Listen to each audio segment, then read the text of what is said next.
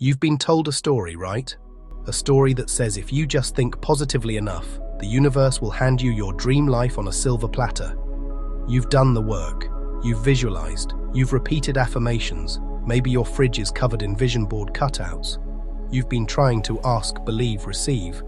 But you're still waiting, and you're starting to feel stuck. What if the most popular ideas about the law of attraction are the very things holding you back? Today, we're pulling back the curtain on the most seductive and dangerous lies you've been led to believe. And more importantly, I'm going to show you why it's not your fault that it hasn't worked. The version of the law of attraction sold to the masses, especially by books and films like The Secret, makes a very tempting promise. Your thoughts create your reality. It sounds so simple and empowering. In a world that often feels chaotic, the idea that we can just think our way to a better life gives us a sense of control. But this oversimplified, magical thinking has a dark side. It has led to a culture of toxic positivity, deep-seated self-blame, and, ironically, a total lack of action that leaves millions feeling like they've failed.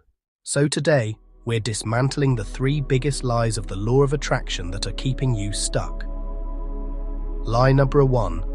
Positive thinking is all it takes. The most common pitch for the law of attraction is that if you just focus your mind on what you want, the universe will line everything up and deliver it to your doorstep.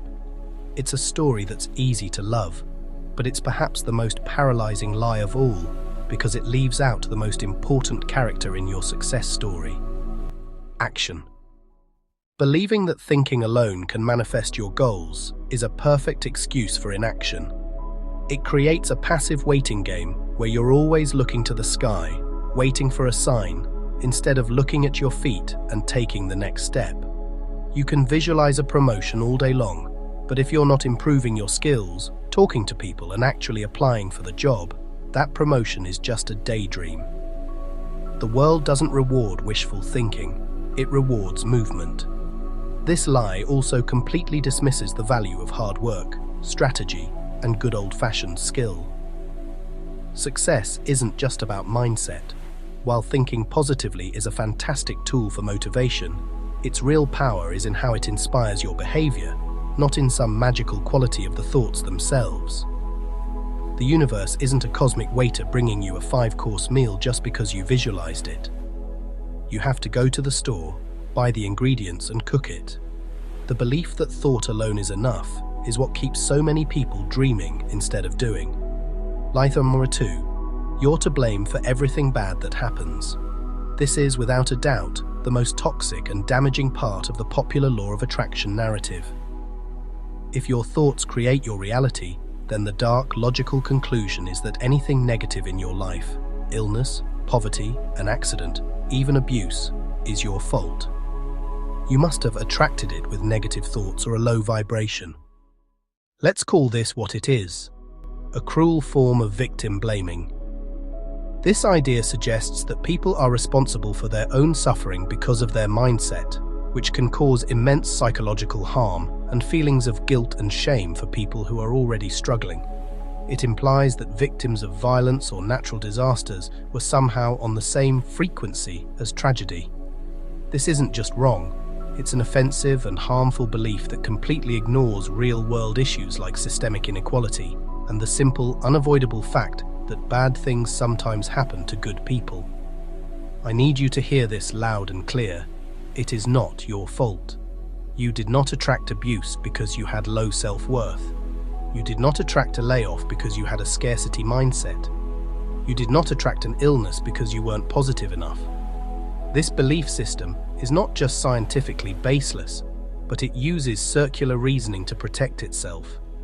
If you fail to manifest something good, it's because you didn't believe hard enough. If something bad happens, it's because your thoughts attracted it. This traps people in a cycle of self-blame, which is the last thing anyone needs when they're trying to heal and move forward. It's time to give yourself permission to let go of that heavy, misplaced guilt. And hey, if this is hitting home, if you're tired of the self-blame and ready for a more empowering way to approach your life, make sure you subscribe. We're all about real, actionable advice here, not magical thinking. Lies after 3. Negative thoughts will ruin your life. The third big lie is the idea that you have to become the thought police, constantly monitoring your own mind and suppressing any hint of negativity, just in case you attract disaster. This creates a fear of your own emotions and leads to something called toxic positivity. Toxic positivity is the idea that you should only feel happy, and if you don't, you're doing something wrong. But here's the truth. Negative emotions are a normal, healthy, and necessary part of being human. Sadness, anger, fear. These aren't cosmic magnets for bad luck. They are signals. They're information. They tell you when a boundary has been crossed, when something is wrong, or when you need to make a change. Forcing yourself to bury these feelings is a recipe for poor mental health. You can't heal what you refuse to feel. This lie often misuses scientific-sounding language about vibrational frequencies, but these claims have no basis in actual science. Your thoughts don't emit a magical signal that the universe picks up. Instead, your thoughts influence your mood and, in turn, your behavior. If you're constantly dwelling on negativity, you might feel less motivated and overlook opportunities, but it's not because you attracted a bad reality. It's because your internal state is influencing your actions. The solution isn't to fear your negative thoughts, but to develop emotional intelligence. It's about learning to say, I feel angry right now, and that's okay. What is this anger trying to tell me? Instead of panicking that your bad mood is going to cause a catastrophe, the alternative, the law of action. So, if we toss out these lies, what's left? We're left with something far more powerful and reliable, the law of action. Look closely, and you'll see the word action right there inside of attraction. That's not a coincidence. It's the real secret. The universe doesn't respond to your wishes, it responds to your work. Instead of passive wishing, this is about active building. Here's what that looks like. First, aspiration with a plan.